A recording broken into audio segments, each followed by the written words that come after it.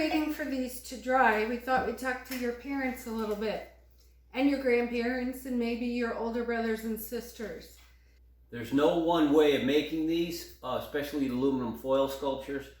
And whatever turns out is what you were meant to make. So don't destroy each other's work, and kind of work with each other and together.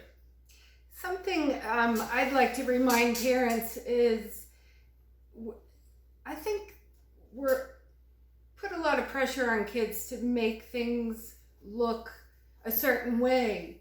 And really, when you're working with younger children, really with anyone, it's more about the process. Art is about the process. It's about experimenting and discovering new things and using different mediums. There's no one way to do it. I remember once teaching a watercolor class with preschoolers, and all the kids had, I remember thinking, oh, the colors are so beautiful. I can't wait for their parents to come. And just as the parents were about to walk in the door, one little boy very deliberately took black watercolor and painted right over, it was a dinosaur. And I wanted to stop him, but it was so deliberate. I knew he had a reason. Before I could say something to his parent, they walked in and said, oh, how come everybody else's is so beautiful and yours is black? And I wish I could have grabbed her at the door, but he took it really well, and he just said, Mom, it's a dinosaur in the dark. I thought, yes, that's exactly it.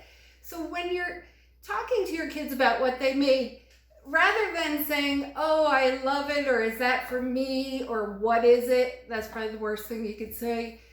And I know you don't mean any harm, but how about trying to say something like, oh, it's blue. I love the color blue. Or tell me about it. Tell me about it. Because often there's a narrative to what they're doing, and they have this whole story going on in their head.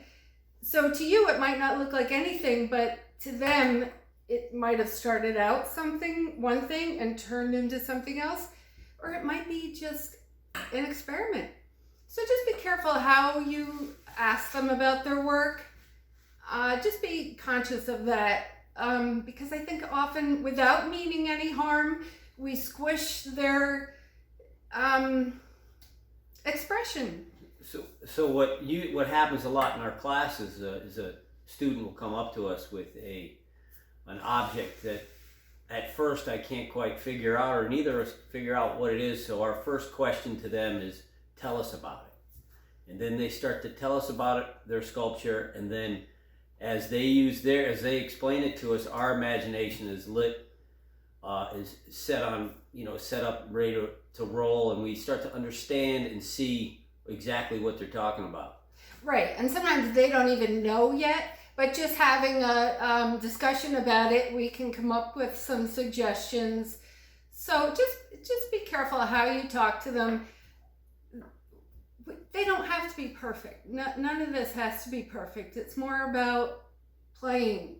Just play and have a good time. Yep. Thank you. Yeah. See you later, guys.